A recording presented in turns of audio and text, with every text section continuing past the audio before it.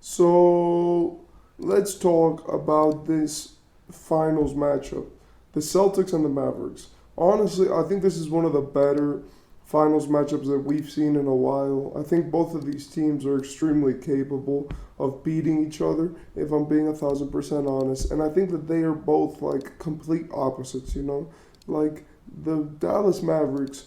And by the way, I just want to clarify this before I start the video or before I actually expand on this topic.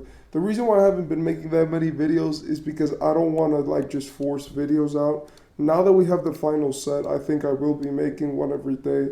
But I said this in another video. I don't want to be forcing out videos when I could, just make one video that's a great quality instead of making 6 videos, which each one speak on something different. But with these finals, and I'm saying that because there's only one thing to focus on. But for this final, I do think I'm going to talk about both teams individually. And I think right now, when we look at the Mavericks themselves, I want to talk about them, their roster, their strengths, their weaknesses, and what is it that can make them win this final so convincingly. First, their roster is probably one of the better ones in the league. I think the Mavericks don't get talked about enough in terms of their roster because the Mavericks are one of the teams which have completely kept themselves like on the low, on the under the radar, when it comes to the players that they have on their squad. I want to say that they are probably the perfect mix of players. They have Luka, which is the star, the best player, the guy that everyone relies on, and he is consistent. He is amazing, and you can rely on him to get you a bucket, get you a game winner, make the passes, and really lead your team to great places. Secondary star, you have Kyrie. He's honestly been one of the better secondary stars we've seen in the league, period. When it comes to his scoring ability, the way that he just adds, and the way that him and Luka could kind of play like together but also run the team separately is something that a lot of teams don't have. A lot of teams, when their star goes to the bench, normally are left with the role players running a completely separate game than what they normally run. But with Dallas, one of their strong suits is that when they take Luka out, Kyrie plays in the same way that Luka does. They're both highly dominant, ball dominant guards which can pass the ball, make the right reads, and make sure to feed everyone around them and do what's right for the team to win. Then you have a few of the guys around them, right? In terms of the starters, you have Daniel Gafford, one of the better centers in the NBA when it comes to consistency, next to Derek Lively, which is another one of the better centers in the NBA when it comes to consistency. Both of these guys are amazing when it comes to their tenacity towards the game. They are both guys who make sure to keep themselves in the game, make sure to, catch the passes, get the rebounds, and they do all of the dirty work, and they're really good defensively. Derek Lively in the last series didn't miss a single shot or a single field goal. Daniel Gafford was extremely efficient, and even if he had some off games, that was mostly because they were not trying to let him be good. They were focusing more on Daniel Gafford than Derek Lively. And the thing is that when you have both of those guys on the court, it is hard to stop both of them at the same time since they're so big and they're so good. I do believe that their center core is one of the better ones. They actually play defense, they rebound like crazy, and they're really consistent.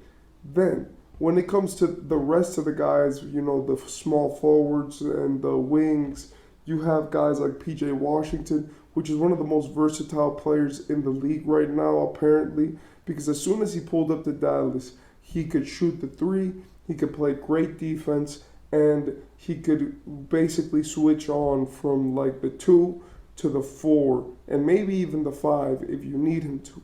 That man is clutch. Even though he has had some bad games, I do believe that he is amazing at turning it up and being efficient, even if doesn't mean scoring. Like sometimes PJ Washington will move the ball around to create some chances. Sometimes he'll just play great defense and rebound a lot.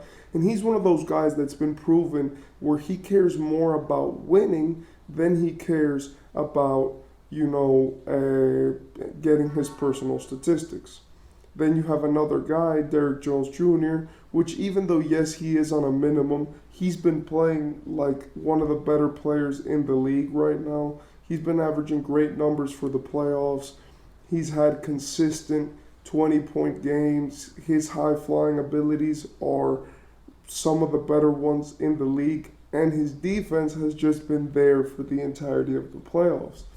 And finally, we have other guys like Dante Exum, obviously, Tim Hardaway Jr., Maxi Kleba, and, guys who can just put it on the ground, and Josh Green who can put it on the ground, make stuff happen. But I do believe that those guys, they do not get utilized to their whole ability because they are guys who personally keep themselves in positions to be more complementary pieces for the team.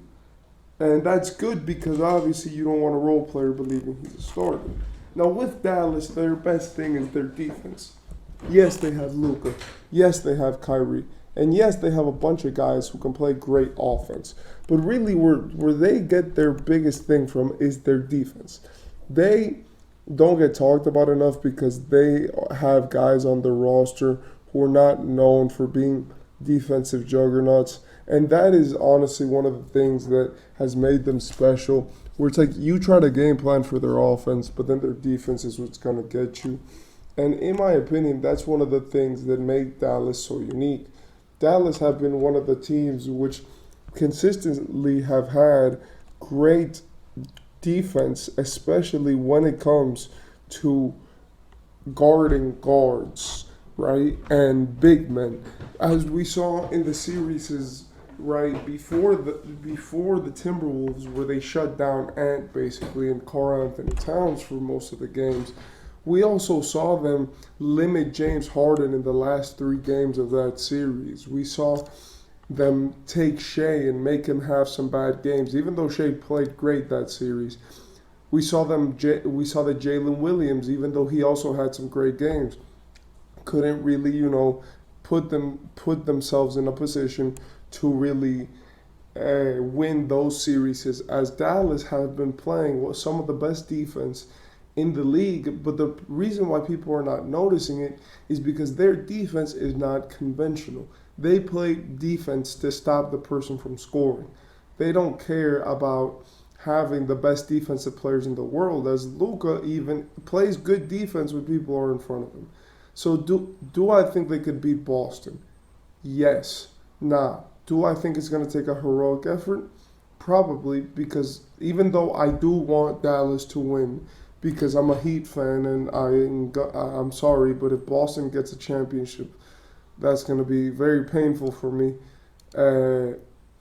as a Heat fan, especially as they smoked us this year. But honestly, I don't have any like bias towards any of these teams. I just really want Dallas to win because I care more about Luka. I am a Heat fan, but now my team is eliminated, so I can't be sour about that. I was just joking around. But really, I just like Luka, and I prefer him over kind of Tatum.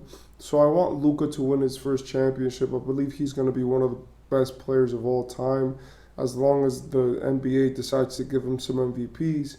So, in my opinion, I think Luka should win this championship.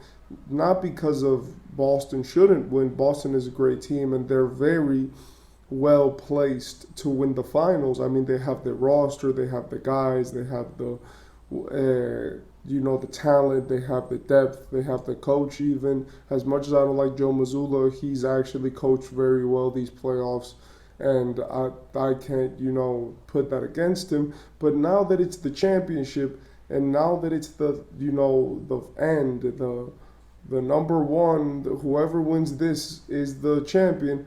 I do believe that Dallas and Luka Doncic and Kyrie Irving especially, because of everything that they've gone through, do deserve to win this final.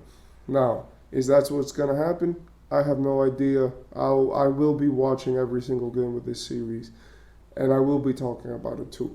But yeah, Dallas is a great team, and I'm pretty sure tomorrow is going to be coming out a video of me doing the same thing for the Boston Celtics. So yeah.